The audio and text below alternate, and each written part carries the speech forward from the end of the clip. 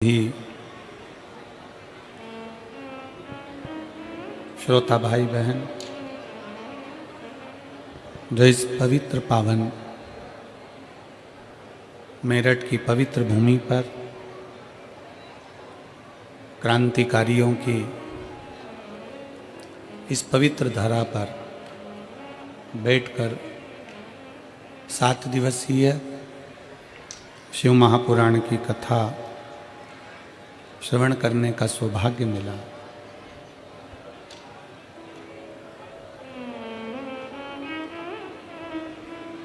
कथा के मुख्य आयोजन के रूप में श्री केदारेश्वर सेवा समिति मेरठ, मुख्य यजमान के रूप में श्री संदीप गोयल जी, श्रीमती रश्मि गोयल जी, श्री आशीष बंसल जी, श्रीमती पूनम बंसल जी, संरक्षक डॉक्टर ब्रजभूषण जयप्रकाश जी अग्रवाल, डॉक्टर राम कुमार जी गुप्ता, अध्यक्ष कृष्ण कुमार गुप्ता, महामंत्री आशीष बंसल जी, ऋषि अग्रवाल जी, राजेश जी, सुमित जी, अनिल जी, विपिन सिंह जी, सुमित सिंह जी, राहुल जी, अर्ची जी, सिंघल जी, आशीष प्रताप सिंह जी, पवन बंसल, बबीता बंसल जी। एक बार सभी यजमान परिवार के लिए जोरदार ताली बजाकर स्वागत, वंदन, अभिनंदन। जिन्होंने इस पवित्र पावन शिव महापुराण की कथा का दिव्य और भव्य आयोजन कराकर आप और हमको कृतार्थ किया है। शिव की कृपा बिना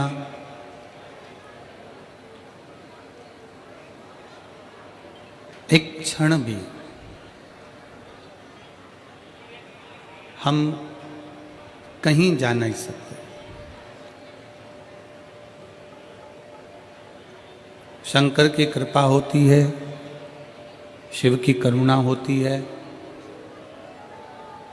तब कहीं आप और हम भगवान शंकर के शिवालय तक, भगवान शिव की कथा तक पहुंच पाते हैं। और अगर मेरठ की क्रांतिकारियों की ये पवित्र धरा पर बिलकेश्वर महादेव की, ओगढ़नाथ जी की पवित्र भूमि पर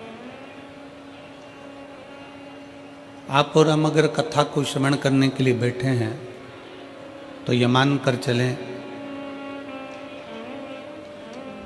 कि कहीं ना कहीं भगवान शंकर, ओगढ़नाथ, मेरे शिव आपका हाथ पकड़कर आपको आपकी मंजिल तक भेजना चाहते हैं, इसलिए शिव पुराण तक पहुंचा दिया।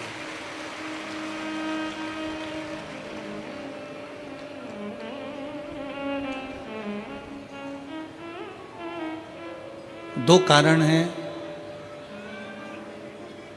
मनुष्य के जन्म के।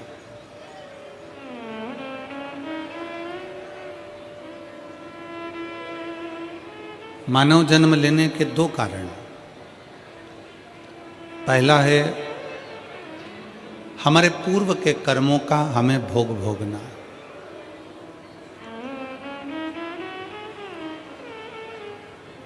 हमारे जो पूर्व के कर्म हैं उनको भोगने के लिए ये मानव का शरीर मिला।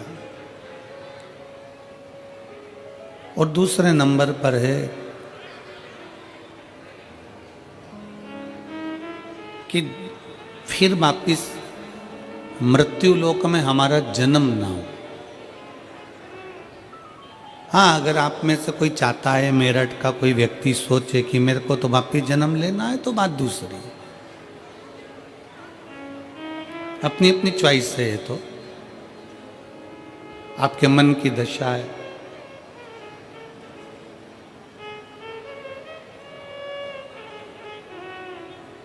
दो कारण से मानव का शरीर मिला। एक अपने कर्म का भोग भोगने के लिए, और दूसरा फिर पुनः वापिस ये मनुष्य का शरीर ना मिले, हम हमारे शंकर के हो जाएं और शंकर हमारा हो जाए और ये शरीर उसमें समा जाए।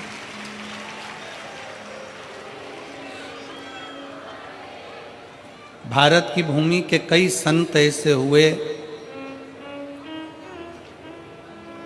जिनका शरीर नहीं मिला, जिनकी बॉडी नहीं मिली, जिनका अंतिम संस्कार नहीं हुआ।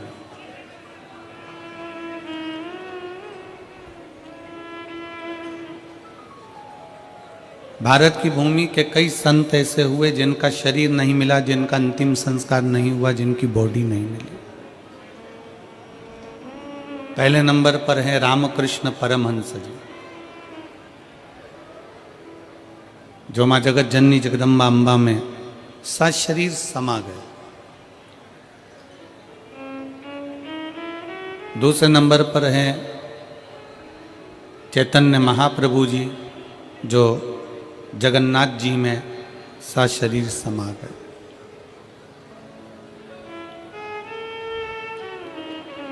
तीसरे नंबर पर है संत तुकाराम जी, जो सशरीर हरि विठ्ठल में समा गए।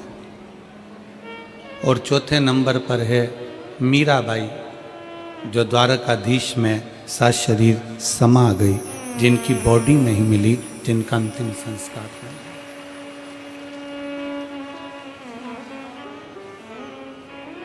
जिनकी बॉडी नहीं मिली है, जिनका अंतिम संस्कार नहीं हुआ।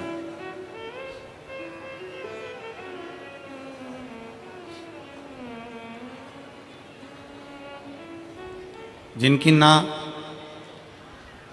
बॉडी मिली, ना अंतिम संस्कार हुआ, आए थे संसार सागर में अपना भगवत भजन करने के लिए, और वह भगवत भजन कर कर अपने अपने धाम को चले।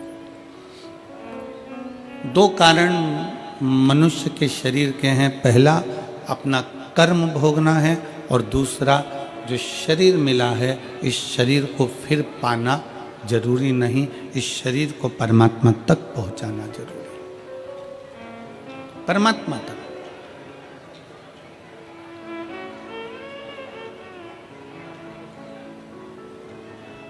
आज 16 दिसंबर है, आद्रा का नक्षत्र है।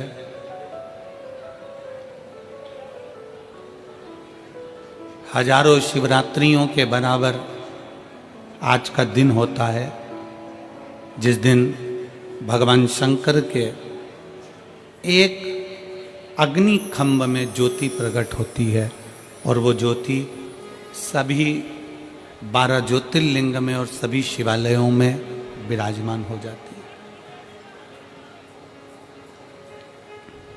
मेरठ के इस पवित्र प्रांगण में विराजमान सभी शिव भक्तों को हम बहुत बहुत बधाई देते हैं भगवान शंकर के प्रागट्य की, शिव के प्रागट्य। और संपूर्ण देशवासियों को, संपूर्ण विश्व में विराजमान शंकर के भक्तों को, शिव भक्तों को बहुत बहुत साधुवाद।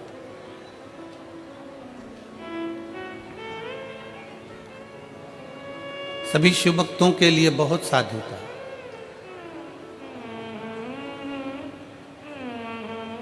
आज ही के दिन की कथा कहती है कि जिंदगी में अगर कोई रोग लग गया है, जिंदगी में अगर कोई तकलीफ आ गई है, जिंदगी में अगर कोई दुख आकर खड़ा हो गया है, कोई शरीर में ऐसा रोग आ गया कि डॉक्टर भी इलाज कर रहे हैं पर दवाई भी शरीर को नहीं लग रही है,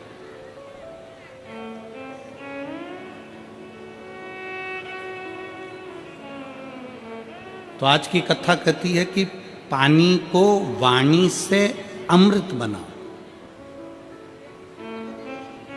क्या करना है? जम के बोलो जरा। पानी को वाणी से अमृत बनाओ। अब पानी को वाणी से अमृत कैसे बनाओगे?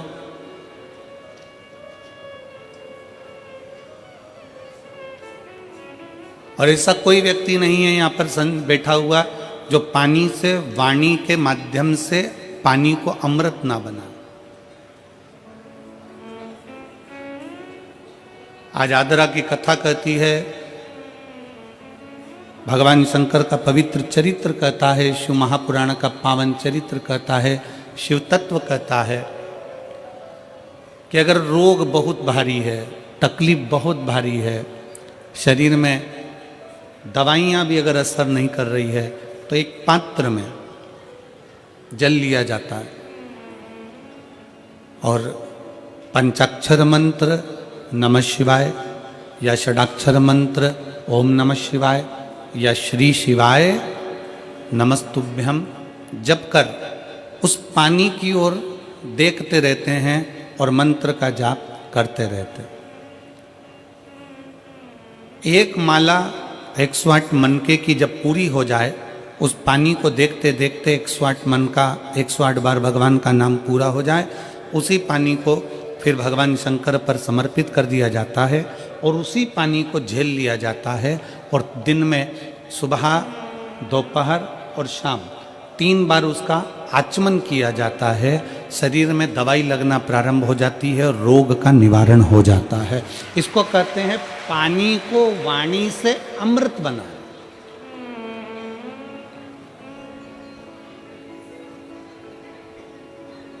इसको पानी से वाणी को एक पत्र है। अब देखिए, पानी से वाणी को अमृत बनाने का ये पत्र आपके और हमारे बीच में। मेरा नाम पूनम, पति का नाम संजय कुमार है। मैं रोहता है कि रोहता रोड बाईपास शाहपुर जैनपुर मेरठ की निवासी हूँ। कहीं बैठी हो तो हाथ हिला सकती हैं, अगर कहीं बैठी हो तो हाथ हिला सकती हैं। मेरा नाम पूनम, पति का नाम संजय कुमार है। आप पत्र को एलईडी पर पढ़ सकते हो। मैं रोहता रोड बाईपास शाहपुरा जैनपुर मेरठ की निवासी हूँ।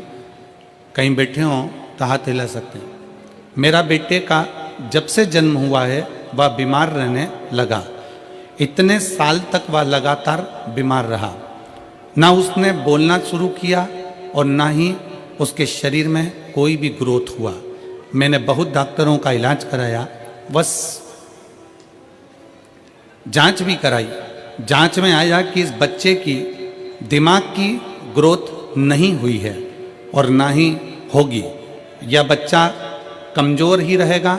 गुरुजी, हमारी टेंशन बहुत बढ़ गई कि एक ही तो भगवान ने मुझे बेटा दिया और वह भी बीमार रहने लगा। इलाज कराते कराते 2 साल 4 साल भी पूरे हो गए, पर मेरे बेटे में कोई भी बदलाव नहीं दिखा। ना वो बोलता, ना वो शरीर के माध्यम से चलता। डॉक्टर को बताते, सभी जगह हम लेकर जाते। फिर गुरुजी, एक आंटी ने हमें बताया कि तुम इतना इलाज करा रही हो, एक बार मेरे कहने से शिवजी पर जल चढ़ाओ और जल अपने बेटे को पिलाओ।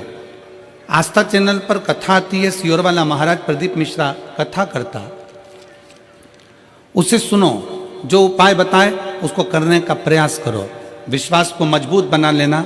बस इतना याद रखो कि अपने भरोसे को, विश्वास को पूर्ण करो। शिवजी पर जल चढ़ाना शुरू किया। शंकर पर जल चढ़ाना, पानी को वाणी से अमृत बनाइए।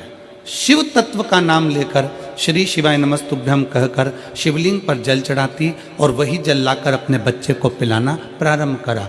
5 साल तक मेरा बेटा ना बोला, ना उसका दिमाग काम करा, ना चलने फिरने में आश्रित रहा।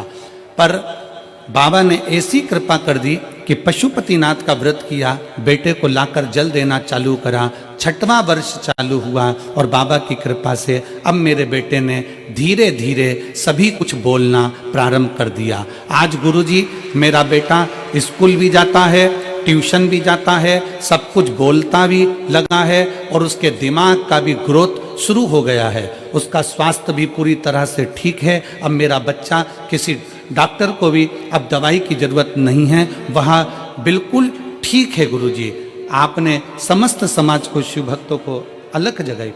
तो ये शिव भक्ति पानी को वाणी के माध्यम से अमृत बनाना। अगर कहीं बैठे हों तो एक बेलपत्र लेने के लिए आ सकते हो, और बच्चा आया हो साथ में तो उसको भी ला सकते।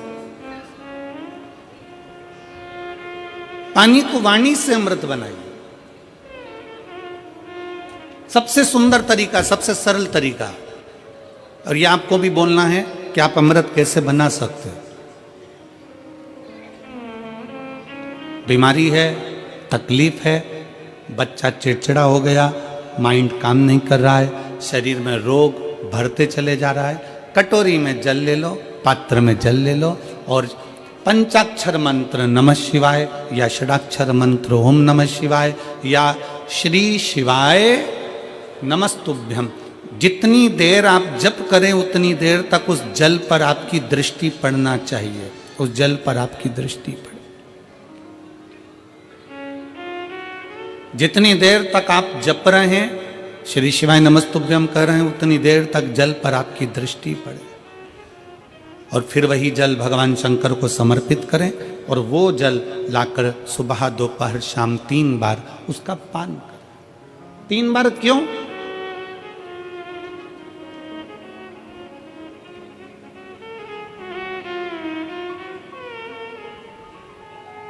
त्रिलोकी का नाथ, त्रिकालदर्शी, कैलाशी, अविनाशी, त्रिपुंडधारी, त्रिबेलपत्रधारी, त्रिनेत्रधारी, त्रिशूलधारी, त्रिपुंडधारी, त्रिलोकी के नाथ के 3 दर्शन मूल हैं।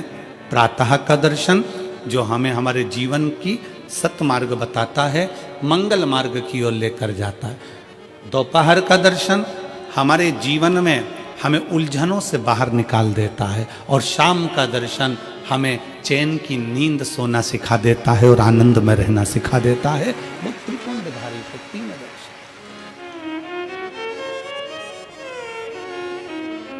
वो कहते हैं ना कि गरीब तो इतना हूं,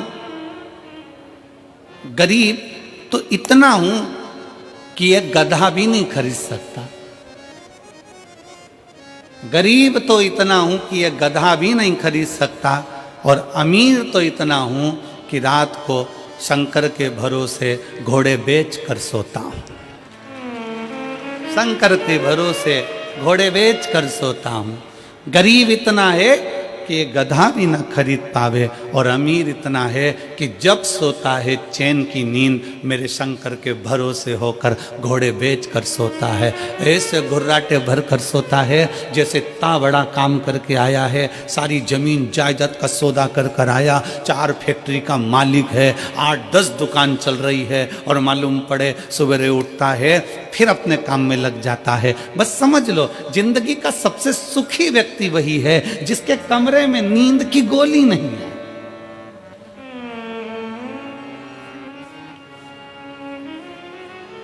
सिर के पास में कोई बाम की शीशी नहीं है, विक्स नहीं है, सोने से पहले कोई टेबलेट लेना नहीं पड़ रही है। वो दुनिया का सबसे सुखी व्यक्ति है। प्रथम सुख निरोगी काया, सबसे बड़ा सुख है निरोगी काया। शिव महापुराण की कथा कहती है एक मृत्यु वो होती है जो अटल मृत्यु होती है, जिसमें व्यक्ति मर जाता है, चले जाता है।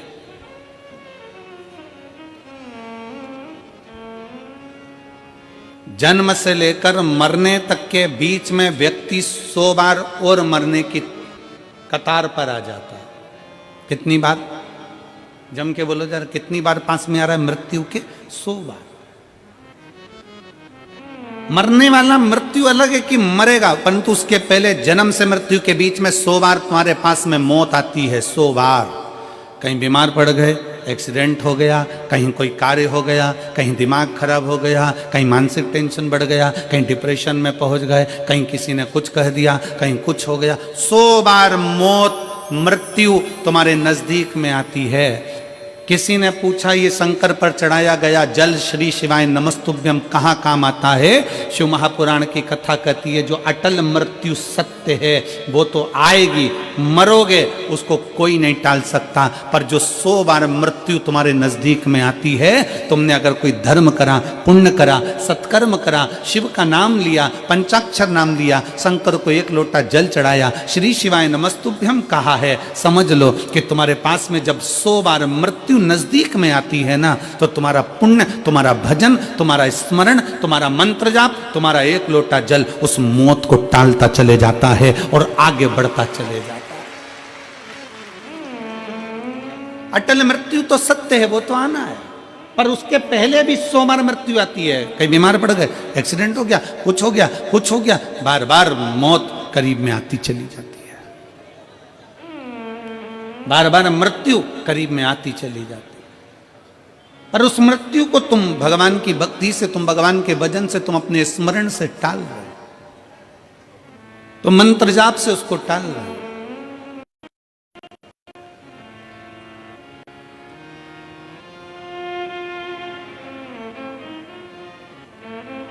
एक ऊर्जा अपने भीतर उत्पन्न करिए, एक बल अपने भीतर उत्पन्न करिए। मेरठ की यह पवित्र भूमि इतनी ऊर्जावान भूमि है कि यहाँ सनातनियों को जगाने का काम भी इस मेरठ की भूमि से क्रांतिकारियों को जगाने का किया गया था। ये मेरठ की वो पवित्र भूमि।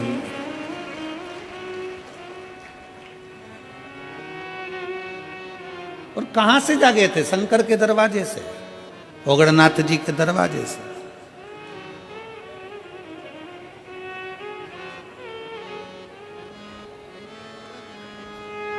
अपने आप को हमें जागृत करना है, अपने आप को हमें जागृत करना है। शिव तत्व कहता है, भगवान शंकर की कथा कहती है कि पानी को वाणी से अमृत बनाओ। और जब पानी को वाणी से, कई माताएं कहती हैं हमारा बच्चा नहीं सुनता, बहुत बहुत हम परेशान हो गए हमारे बच्चे के लिए, वो सुनता ही नहीं गुरुजी, हम कह के परेशान हो गए। कोई कहती है मेरी सास मेरे पक्ष में नहीं बोलती, कोई कहती है मेरी बहू मेरे पक्ष में नहीं रहती, कोई कहता हमारा बेटा नहीं सुनता, कोई कहती है हमारी बहू नहीं सुनती, कोई कहे हमारा भाई नहीं सुनता। और होता है, आज का जमाना बड़ा विचित्र है। एक बहू को समझाओ तो बहू कह देती गुरुजी मैं किसी के बाप की नहीं सुनूंगी। और बूढ़ी बूढ़ी माताओं को समझाओ तो माताएं कह देती है ये कल की आई मैं इसकी सुनूंगी। पिताजी को समझाओ तो वो कह देता है हमारी औलाद की सुन के चलेंगे, जाओ उधर। सास ससुर को समझाओ तो वो कह देते हैं मेरे को तो मेरा पति नहीं समझा पाया तो इसकी सुनूंगी।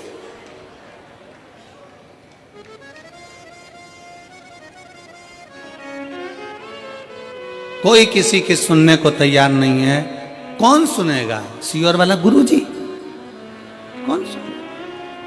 घर में तुम रह रहे हो, परिवार में तुम रह रहे हो, कुटुंब में तुम रह रहे हो, सबके साथ तुम रह रहे हो, तो सुनना भी तुमको पड़ेगा। बस इतना अंदाजा लगाओ कि कोई किसी को ना सुनो, पानी को वाणी से अमृत बनाओ, अमृत बनाकर शंकर को चढ़ाकर वही जल लाकर मटके में हंडे में डाल दो, सब पिएंगे, अपने आप उनके भी भीतर निर्मलता का भाव जागृत हो जाएगा, शिव तत्व आ जाएगा।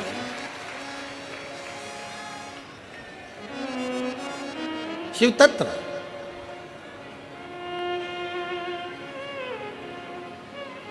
सियोर का रुद्राक्ष है आप लोगों के पास में? कौन कौन लेकर आए हो? जरा हाथ उठाओ तो जरा, सबके पास में रखो रखो रखो। कुबेरेश्वर धाम का रुद्राक्ष क्या करता है? उसका एक ही काम है, पानी को अमृत बनाने का प्रयास करता है। काशी में रिसर्च चला कि ऐसा रुद्राक्ष में क्या है जिसको तांबे के कलश में गलाया गया और शंकर जी पे चढ़ाया गया और उस पानी को पिया तो उससे बल उत्पन्न हो गया, बीपी, शुगर, थायराइड जैसी बीमारियां ठीक होने लगी। क्या है ऐसा?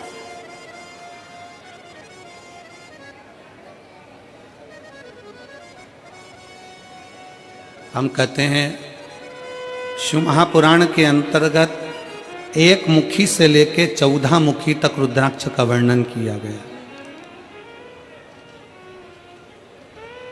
शिव महापुराण में एक मुखी से लेकर 14 मुखी तक रुद्राक्ष का वर्णन किया गया और एक भी रुद्राक्ष, कोई कहता है कि एक मुखी रुद्राक्ष ज़्यादा प्रबल होता है, कोई कहता है 2 मुखी प्रबल होता है, कोई कहता है 3 मुखी प्रबल होता है, कोई कहता है 5 मुखी प्रबल होता है।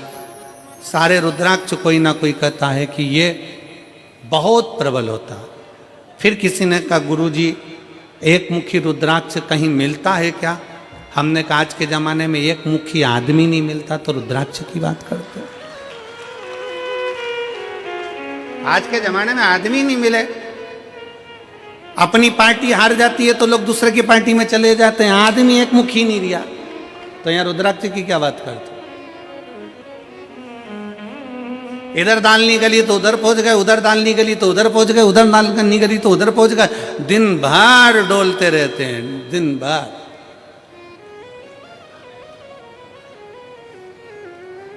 फिर किसी ने पूछा गुरुजी रुद्राक्ष कौन सा असर करेगा, कौन सा रुद्राक्ष असर करेगा? हम कौन सा रुद्राक्ष पहने जो हमारे शरीर पर असर करे? कौन सा रुद्राक्ष हमें पहनना चाहिए कि हमारे शरीर पर असर करे? हम निवेदन करेंगे रुद्राक्ष पहनो मत पहनो, पर मीठी वाणी का रुद्राक्ष अपनी जिह्वा पर रख लो, वो इतना असर करेगा कि सबको अपना बना ले, सबको अपना। वाणी ऐसी बोलिए जो मन का, जम के बोलो जरा, वाणी ऐसी बोलिए जो मन का आपा खोए। पर आज के जमाने में वाणी ऐसी बोलिए जो जम के झगड़ा होए, पर उससे मत बोलिए जो तुमसे तगड़ा होए। आज के जमाने में सबसे मूल है आपकी वाणी। वाणी की श्रेष्ठता हो तो समझ लो कि पूरी दुनिया तुम्हारी है, और वाणी की श्रेष्ठता नहीं तो दुनिया तुम्हारी अपने भी है। एक सास के पास में अंगूठी भी है, एक सास के पास में चेन भी है, एक सास के पास में जेवर भी है, एक सास के पास में दुनिया की प्रॉपर्टी भी है, एक ससुर जी के पास में सब कुछ है। सास ससुर के पास में प्रॉपर्टी है, जमीन है, बंगला है, गाड़ी है, पैसा है, धेला है, सब कुछ है। और मान लो उसकी वाणी अच्छी नहीं हो तो घर में 4 बेटे 5 बेटे 3 बहुएं 4 बहुएं 5 बहुएं, कोई उसका होगा? जम के बोलो जरा, नहीं। और अगर आपके पास में कुछ भी नहीं है, आपके पास में ना प्रॉपर्टी है, ना गाड़ी है, ना बंगला है, ना जमीन है, ना जायदाद, कुछ भी नहीं, और उसके बाद अगर आपके पास में मीठी वाणी है ना, बस मीठे शब्द है ना, तो पड़ोसी भी आकर तुम्हारी गुलामी कर कर चले जाएगा, पड़ोसी भी आएगा तो तुम्हारी सेवा कर कर चले जाएगा। बुढ़ापे का परम आभूषण है, बुढ़ापे का परम आभूषण है आपकी मीठी वाणी। बुढ़ापे का परम आभूषण है आपके मीठे शब्द।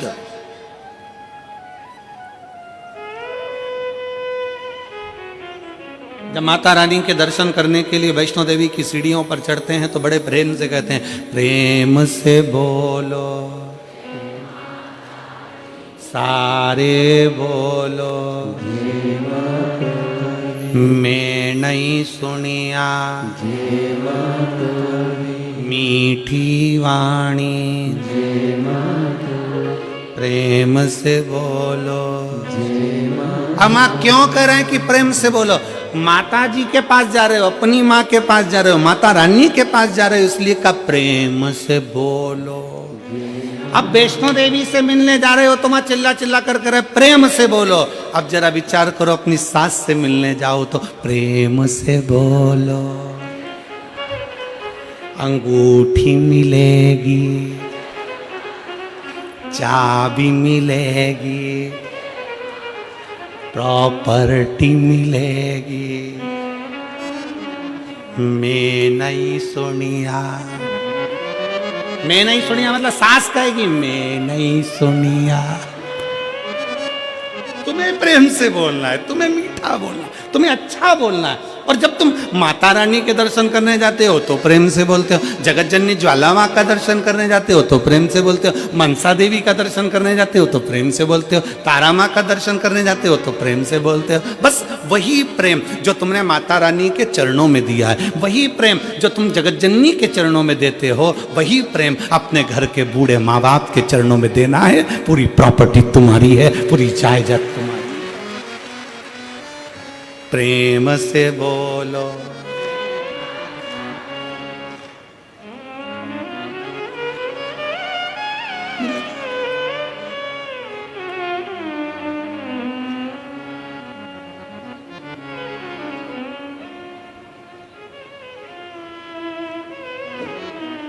बस एक मीठी वाणी, एक मीठा शब्द आपकी जिह्वा के मीठे उच्चारण भगवान के करीब में लेकर जाते हैं।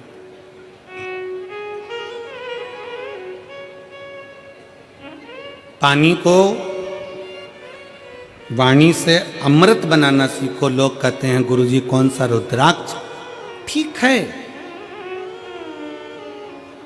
शिव महापुराण में 1 मुखी से लेकर 14 मुखी तक रुद्राक्ष का वर्णन है। स्कंद पुराण के अंतर्गत 1 मुखी से लेकर 21 मुखी तक रुद्राक्ष का वर्णन है। लिंग पुराण में रुद्राक्ष की महत्वता है। ये रुद्राक्ष कौन सा हमारे लिए अच्छा होगा, कौन सा रुद्राक्ष पहनना चाहिए, कौन सा रुद्राक्ष धारण करना चाहिए, शिव महापुराण की कथा कहती है जो भी रुद्राक्ष उत्पन्न हुआ वो भगवान के नेत्र अश्रु से उत्पन्न हुआ।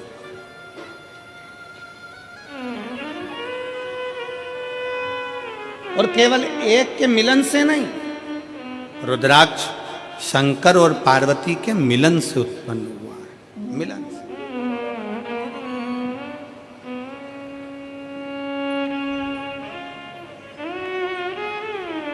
मेरे ओघड़नाथ, मेरे भोलेनाथ, मेरे शंकर, मेरे त्रिकालदर्शी, कैलाशी, अविनाशी। एलईडियां चालू करवाइए पीछे की एलईडी, पीछे की एलईडियां चालू करवाइए। मेरे ओघड़नाथ, मेरे त्रिकालदर्शी, मेरे कैलाशी, मेरे अविनाशी, मेरे शिव। बैठ जाओ, हो रही है, बैठ जाओ, हो रही है। मेरे शंकर, मेरे ओघड़दानी, मेरे त्रिकालदर्शी, मेरे कैलाशी, मेरे अविनाशी, मेरे शंकर बैठे थे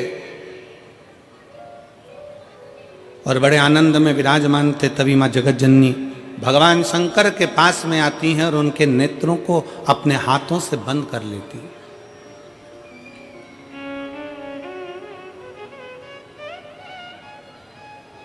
मां जगत जननी ने अपने हाथों से भगवान शंकर के नेत्रों को बंद किया और नेत्र को बंद करने पर भगवान शंकर के नयन से जो अश्रु गिरा, उस अश्रु से रुद्राक्ष की उत्पत्ति है।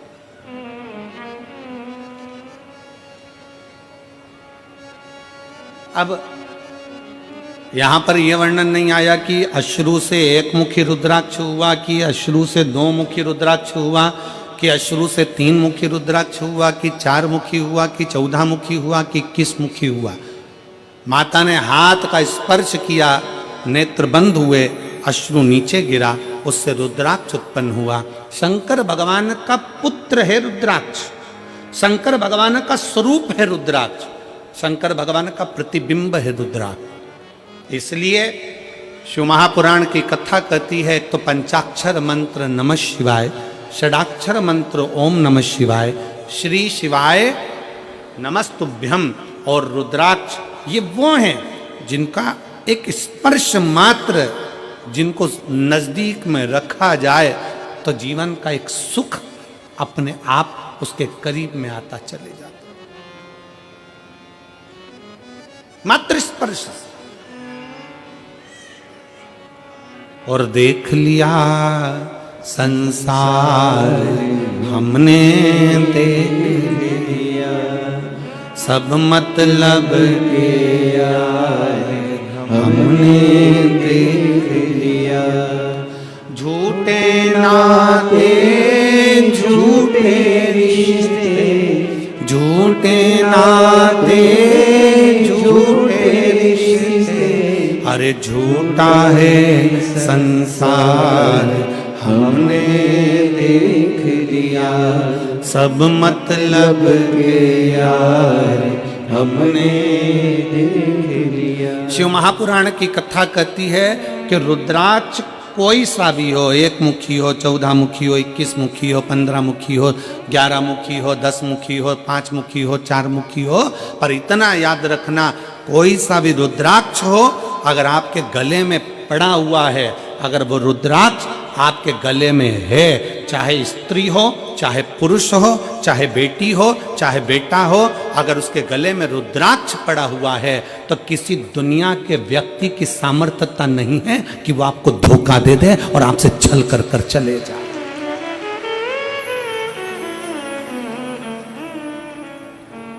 किसी की सामर्थ्यता नहीं है कि वो आपके साथ में छल कर जाकर, रुद्राक्ष है।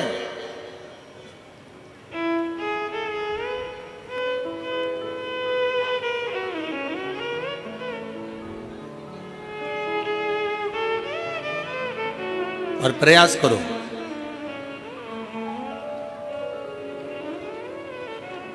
जितना समय मिलता है ना उतना समय अपने बच्चों को संस्कार देने में भी लगाया करो। थोड़ा थोड़ा समय, थोड़ा समय।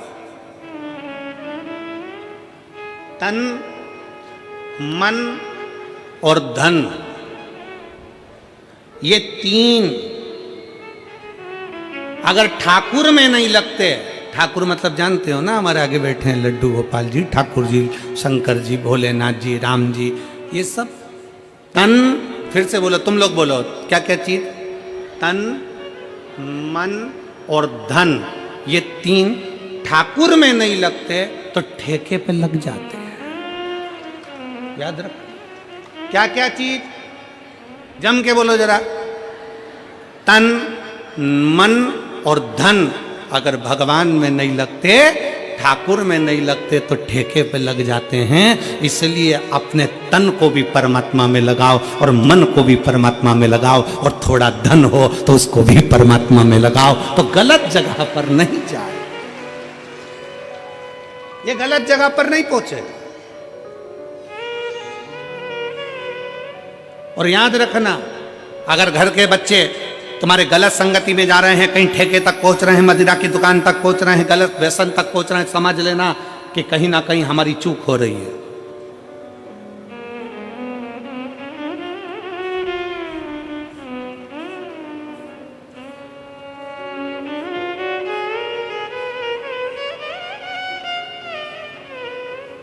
कहीं ना कहीं हमारी चूक हो रही है।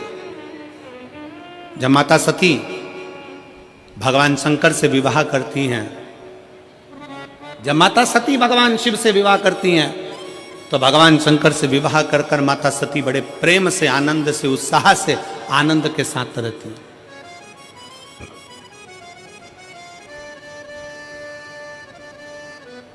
बड़ी उमंगता में माता सती रहती हैं, बड़ी उमंगता में।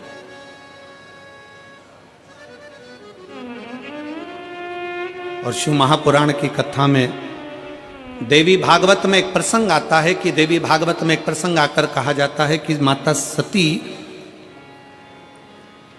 अगर अपने परिवार के साथ भी अगर कहीं बाहर निकल कर जाती थी तो माता सती के नेत्र नीचे की नीचे ही रहते थे। माता सती के नेत्र नीचे रहते थे।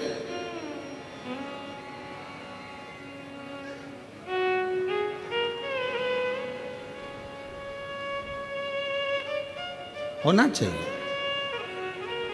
बहन, बेटी और पत्नी के नेत्र अगर झुके रहते हैं, बहन, बेटी और पत्नी के नेत्र अगर झुके हैं तो उसके घर के भाई, बाप और पति का सिर कभी नहीं झुकता है।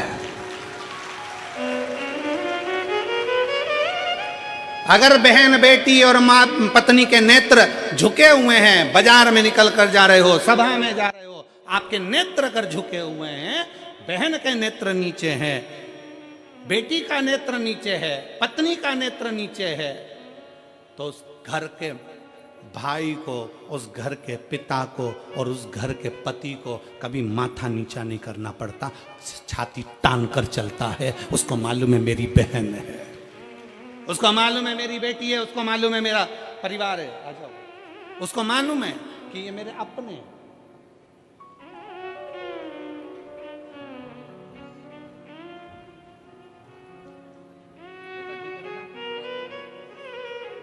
एक उसके लिए भी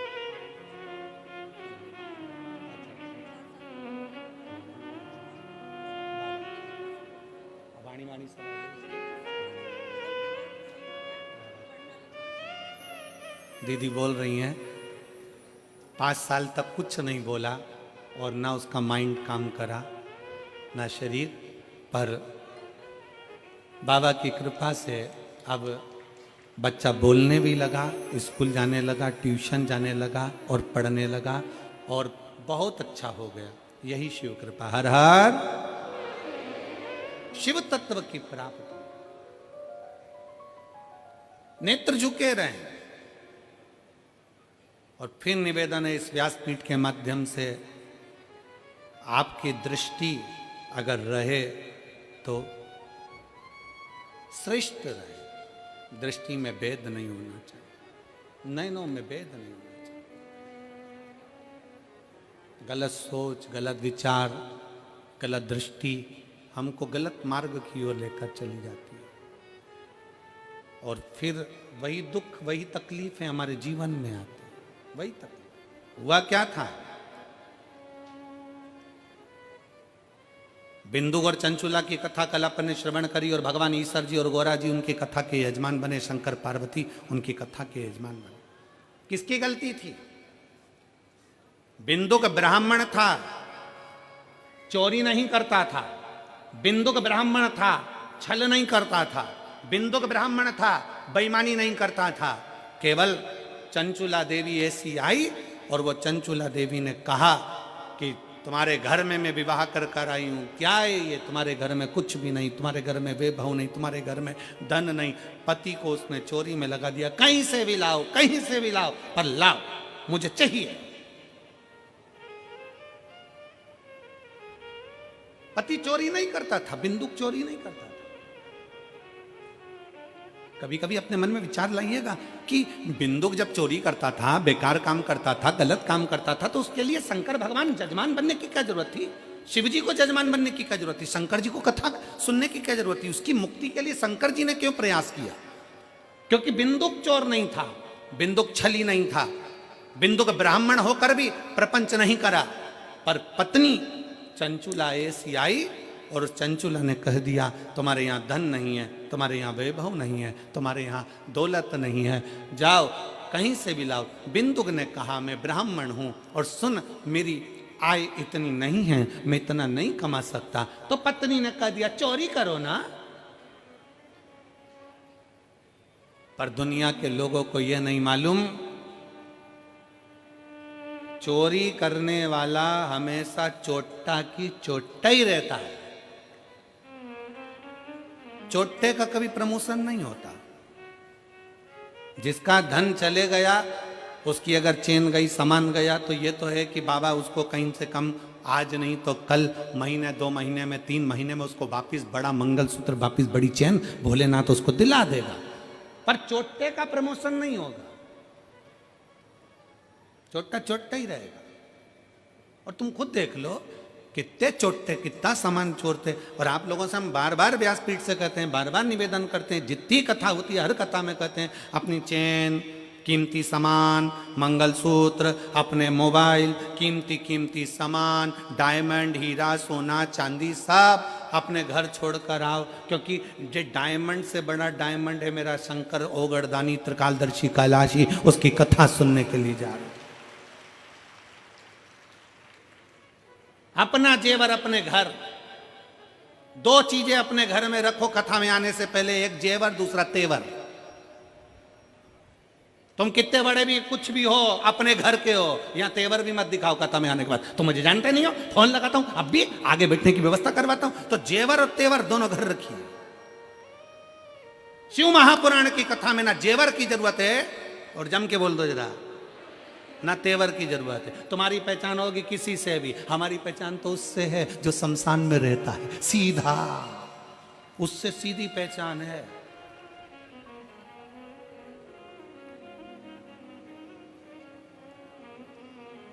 तो दोनों चीजें अपने घर पर रखो, एक जेवर भी और एक तेवर भी। शिव महापुराण में आओ ना तो दोनों चीजें छोड़कर आओ। कितने भी सेठ हो, कितने भी पैसे वाले, कितने भी करोड़पति, कितने भी अरबपति, कितने भी धनपति, अपनी जगह पर हो गए। शंकर जी के पास जो भी जाता है ना वो एक जैसा। शमशान में कोई तुम्हारे यहाँ मेरठ में भले ऐसा होता होगा कि मरने वाले को डनलफ के गद्दे पे ले जाते होंगे, हमारे यहाँ नहीं ले जाते। हमारे यहाँ तो वही 4 बांस 40 कंडे 4 कंधे, उत्ते में राम नाम सत्य। सफेद और लाल कपड़ा ओढ़ा दिया, ले गए। कितना भी सेठ हो, कितना भी करोड़पति हो, कितना भी धनपति हो, कितना भी वैभवपति हो, चाहे दुनिया का कंगाल से कंगाल व्यक्ति हो, पर शंकर भगवान के दरवाजे पर शमशान में जब पहुंचेगा उसकी शान सम होगी, इसलिए उसका नाम शमशान है। वहां सबका लेवल बराबर है, कोई बड़ा नहीं, कोई छोटा नहीं, अपने घर कर होगे तो छोड़िए अब अपने घर पर। जितने जितने लोग कथा सुनने के लिए मेरठ में आए या रायपुर, जब कथा रहे, रायपुर में कथा रहेगी 24 तारीख से 30 तारीख तक। रायपुर में पुराना धमतरी रोड, सेज बाहर, रायपुर। कथा का समय रहेगा 2 बजे से 5 बजे तक, रायपुर छत्तीसगढ़ की कथा का। 24 दिसंबर से 30 दिसंबर तक कथा चलेगी, जिसके आयोजक रहेंगे कमल जी देवांगन। तो हम तो उनसे भी कहेंगे, जो भी कथा सुनने आए अपना जेवर अपना तेवर अपने घर छोड़ कर आओ। यहाँ तो बाबा क्यों किया, हम तो बाबा के भरोसे चलते हैं, हम तो बाबा के भरोसे चलते हैं। ये दुनिया वाले जलते हैं, ये दुनिया वाले जलते हैं, भोले बाबा के भरोसे चलते हैं, शंभू बाबा के भरोसे चलते हैं। तो शिव महापुराण की कथा कर रही है, भगवान शंकर का चरित्र कर रहा है। कुछ आभूषण, आभूषण है मेरा शंकर, कोई आभूषण नहीं है, आभूषण मेरा शिव है, मेरा शंकर। ओघड़दानी, त्रिकालदर्शी, कैलाशी, अविनाशी। नेत्र बंद करे माने, रुद्राक्ष प्रकट हुआ। रुद्राक्ष कोई साधारण नहीं, रुद्राक्ष शिव का एक अंश स्वरूप है, अंश स्वरूप।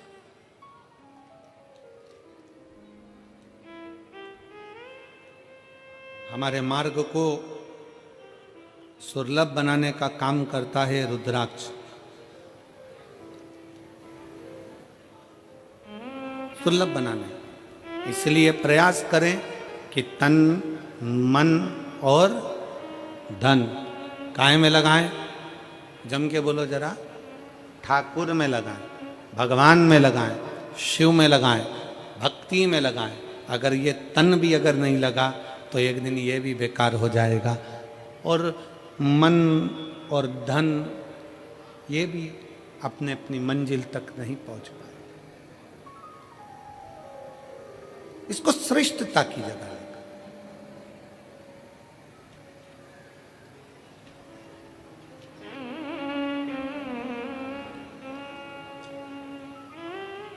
दक्ष प्रजापति ने जब माता सती का विवाह करा था भगवान शंकर के साथ में,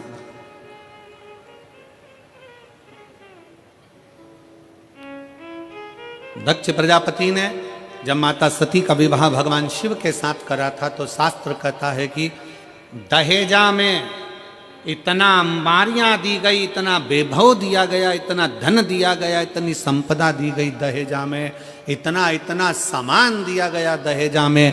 सती माता देख रही थी कि मेरे पिता ने हीरा पन्ना, दक्ष प्रजापति हैं, दक्षों के राजा हैं, इतना इतना आभूषण, इतना इतना धन, इतना इतना वैभव, इतना इतना पूंजी माता सती की विवाह में दिया गया, इतना वैभव दिया गया।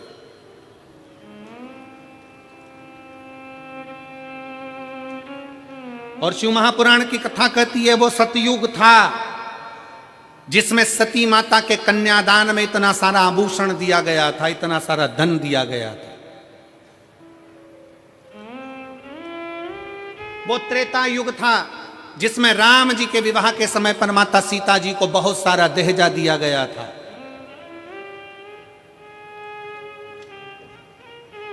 वो द्वापर होगा जिसमें भगवान कृष्ण के मंगल विवाह में दहेज दिया गया होगा।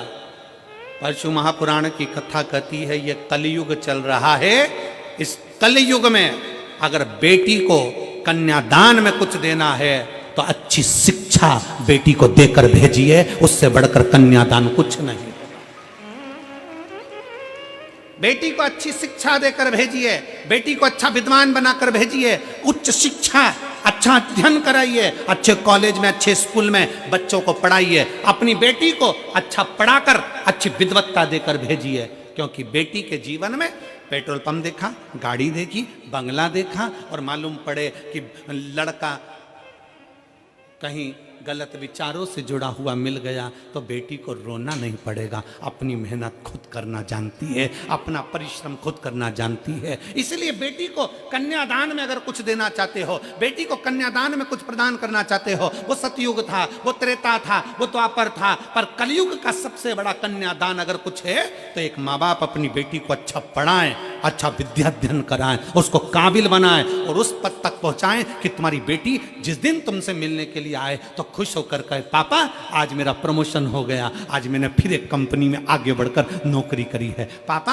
आज मुझे सम्मान मिला है, पापा आज मैंने ये किया है। बेटी की प्रतिष्ठा, बेटी का कन्यादान, धन, ये गोदरेज की अलमारी हो, फ्रिज हो, कूलर हो, वॉशिंग मशीन हो, ये लैपटॉप हो, इससे बेटी का कन्यादान नहीं है। बेटी का कन्यादान है उसकी उच्च शिक्षा।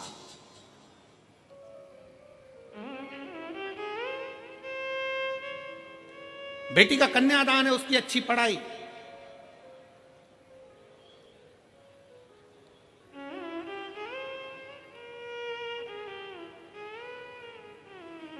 बहुत बड़े बड़े सम्मेलन होते हैं, बहुत बड़े बड़े आयोजन होते हैं, जिसमें बहुत सारा सम्मेलन में भी दहेज दिया जाता है। वहाँ इतने लोगों का ब्याह, अलमारी दी, ये दी, वो दी, ये दिया, वो दिया। शिव महापुराण की कथा कहती है ये तो सब पुराना डिजाइन है। अगर सबसे अच्छा कन्यादान है तो आप आज के जमाने में सनातन धर्म की बेटियों को सनातनी बनाने का प्रयास कर दो और उच्च शिक्षा का प्रयास कर दो, उससे बढ़कर कोई कन्यादान नहीं, उससे बढ़कर कोई कन्यादान नहीं।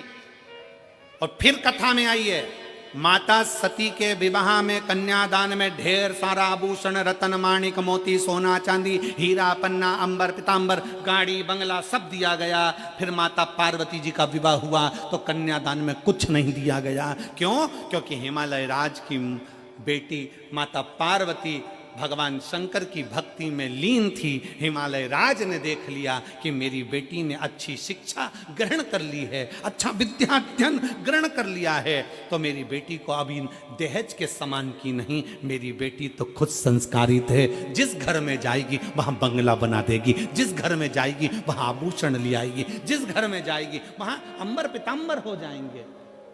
और हम वही सोच लेकर बैठे।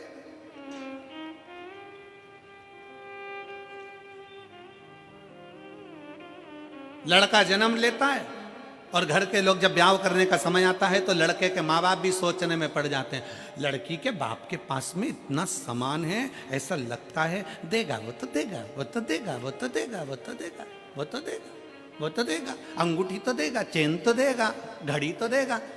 अरे तुम्हें सोचना चाहिए कि लड़की के बाप के पास में कितना भी सामान हो, पर मेरा लड़का इतना बोल्ड है, वो कमाकर अपनी पत्नी को देगा और हमें भी देगा। ये बोल्डता होना चाहिए।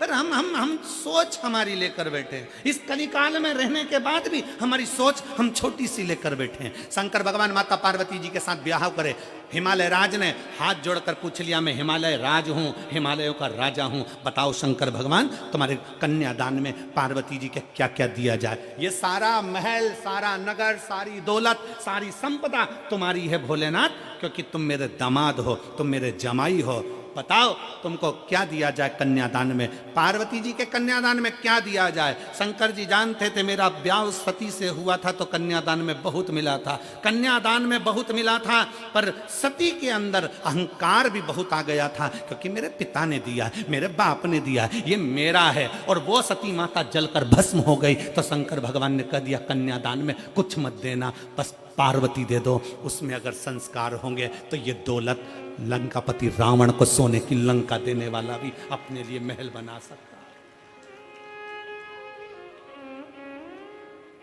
क्या करूं कन्यादान का? माता सती को बार बार शंकर भगवान समझाते थे, हे सती अभिमान नहीं करना, हे सती अहंकार मत करना। पर सती कुंभज बाबा के आश्रम में कथा श्रवण करने के लिए गए, माता सती के अंदर अहंकार उत्पन्न हो गया। सती जी को लगा ये कथा वाचने वाला, ये कथा कहने वाला जब मुझको प्रणाम कर रहे हैं, कथा वाचने वाले जब मुझे प्रणाम कर रहे हैं, तो ये तो मेरे आगे फिर छोटे। कथा वाचने वाला जब व्यासपीठ पर बैठता है तो आप सबको नमन करता, प्रणाम करता है। बोलो करता है कि नहीं करता? हम भी आते हैं, आपको प्रणाम करते हैं, नमन करते हैं। क्यों करते हैं? क्योंकि कथा वाचने वाला बड़ा नहीं है, कथा सुनने वाला बड़ा।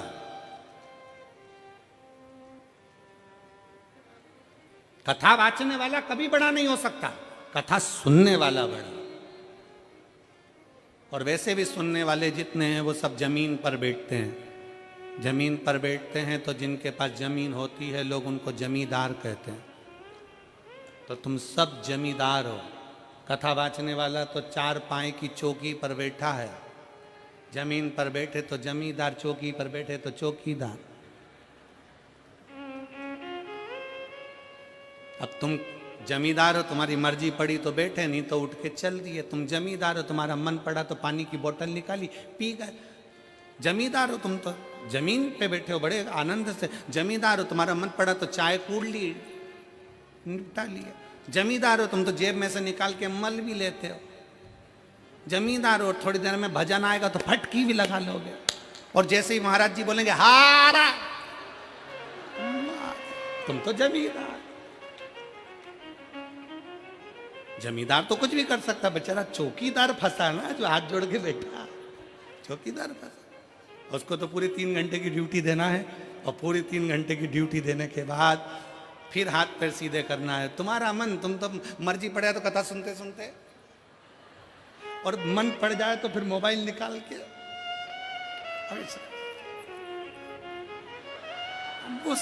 सेल्फी समाओ लेते। और तो जमींदार हो, जमींदार तो कुछ भी कर सकता। बात तो चौकीदार की अड़ी है, बात चौकीदार की। और आज के जमाने में चौकीदार की बड़ी टेंशन है। पूरा भारत हिला पड़ा है चौकीदार के चक्कर में,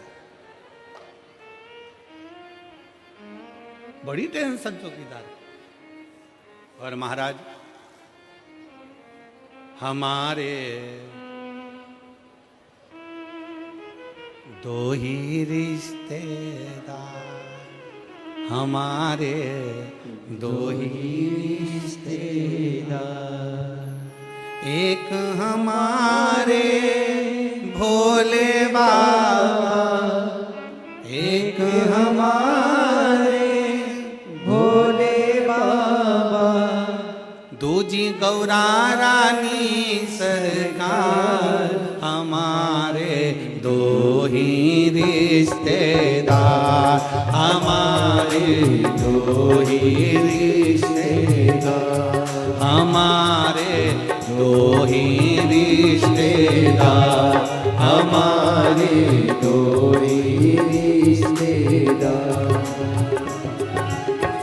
एक हमारे भोले बाबा, एक हमारे भोले बाबा, ओ एक हमारे भोले बाबा, एक हमारे भोले बाबा, दूजी गौरा रानी सरकार, हमारे दो ही रिश्तेदार, हमारे दो ही रिश्तेदार, हमारे दो ही रिश्तेदार, हमारे दो ही रिश्तेदार। जय हो।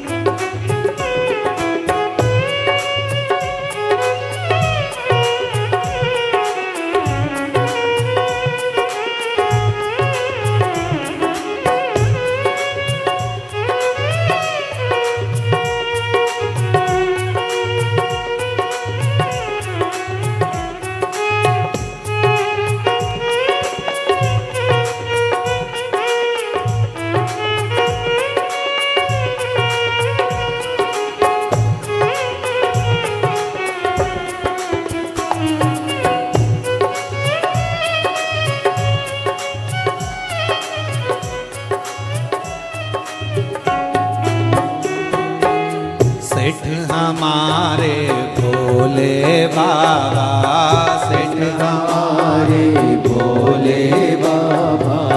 सेठानी है गौरा माता सेठानी है गौरा माता। सेठ हमारे भोले बाबा सेठ हमारे भोले बाबा। सेठानी है गौरा माता सेठानी है गौरा माता। एक बड़े भाव से ताली से बजाओ।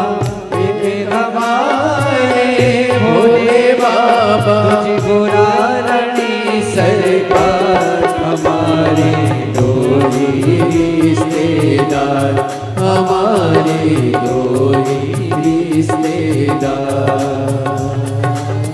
एक हमारे भोले बाबा, एक हमारे भोले बाबा गौरा रानी सरकार। हमारे दोही रिश्तेदार, हमारे दोही रिश्तेदार।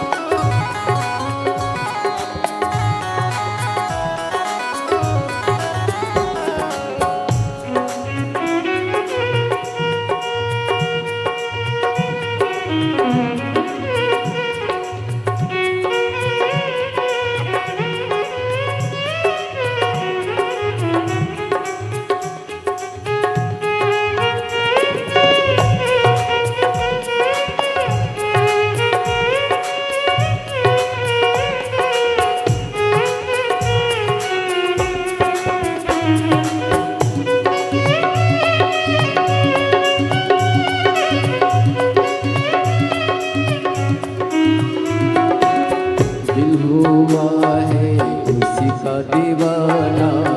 दिल हुआ है उसी का दीवाना। गूंजे होठों पे जो तराना, गूंजे होठों पे जो तराना। दिल हुआ है उसी का दीवाना। दिल हुआ है उसी का दीवाना। गूंजे होठों पे जो तराना, गूंजे होठों पे जो तराना। रहे आँखों में तस्वीर उसकी, रहे आँखों में तस्वीर उसकी। रहे आँखों में तस्वीर उसकी, रहे आँखों में तस्वीर उसकी। कहे पागल ये जमाना, हमारे दो ही रिश्तेदार, हमारे दो ही रिश्तेदार। हमारे दो ही रिश्तेदार, हमारे दो ही रिश्तेदार। एक हमारे भोले बाबा, एक हमारे भोले बाबा गौरा रानी सरकार। हमारे दो ही रिश्तेदार, हमारे दो ही रिश्तेदार।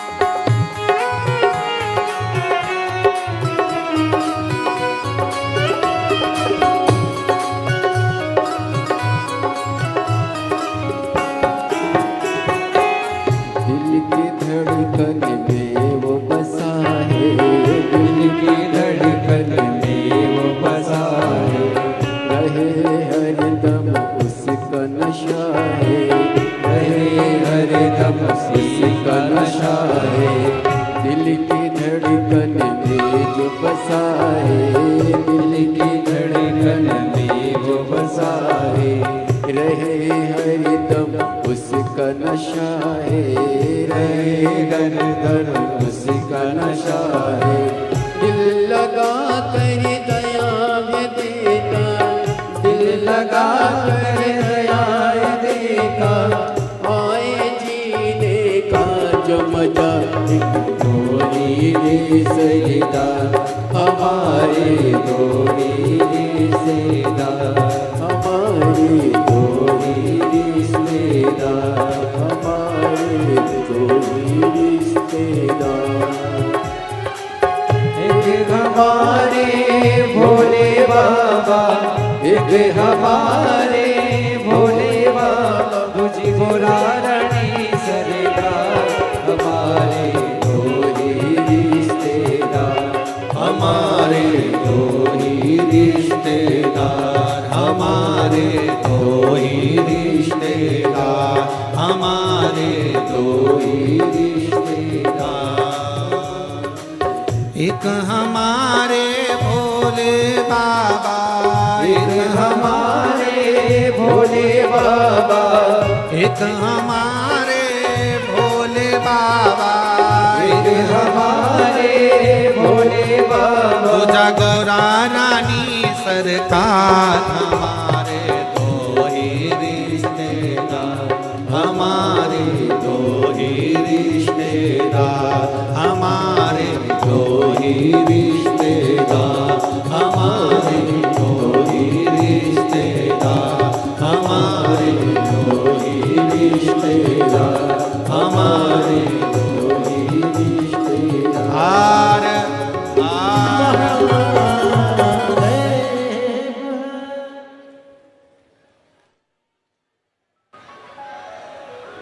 अपने स्थान पर बैठकर भगवान शिव जी से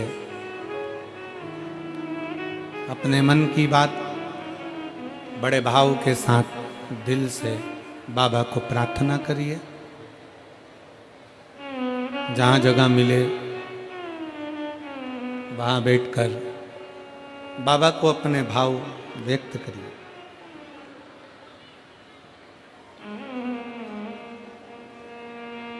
शिव महापुराण की कथा का सबसे बड़ा सार तत्व है शंकर जी से अपने दिल की बात करो।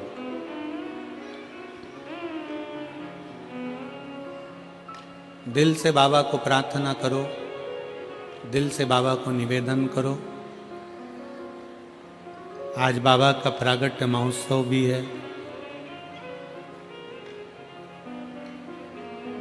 भगवान शंकर का ज्योतिर्मय स्वरूप आज ही के दिन प्रकट हुआ था, इसलिए बाबा के भाव से निवेदन कर अपने दिल की बात कहिए।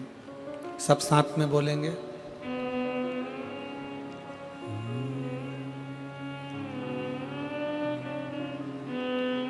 श्री शिवाय नमस्तुभ्यं,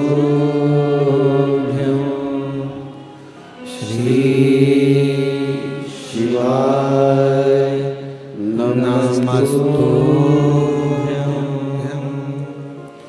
श्री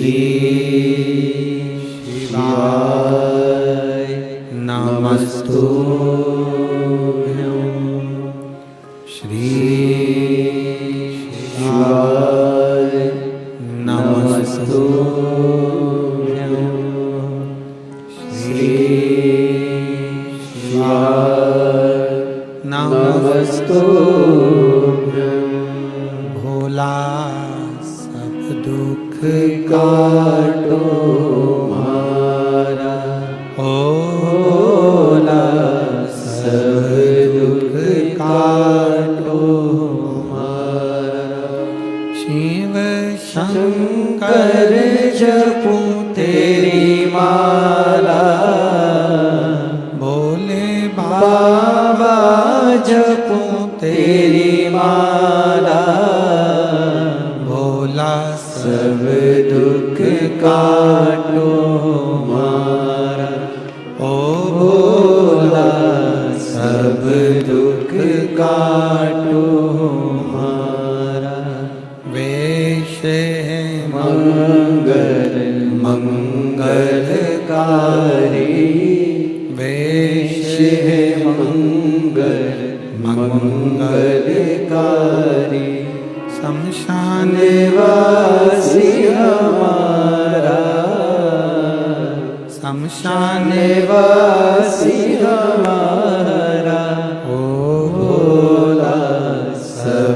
दुख काटो हमारा, ओ भोला सब दुख काटो हमारा।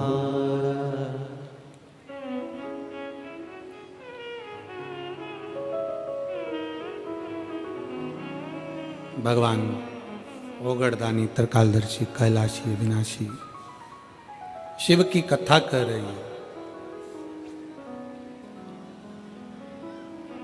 सती माता के विवाह में बहुत सारा दहेजा दिया गया, पर पार्वती माता के दहेजा नहीं। अच्छा संस्कार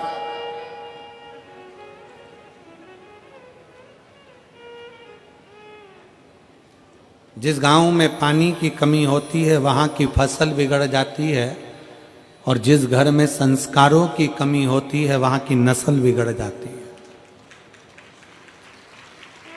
संस्कारों की कमी मत आने दो।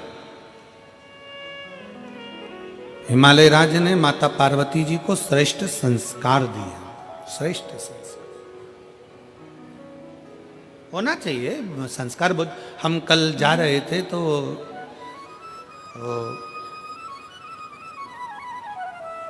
संदीप गोयल जी के बेटे शिवम हमारे साथ में थे।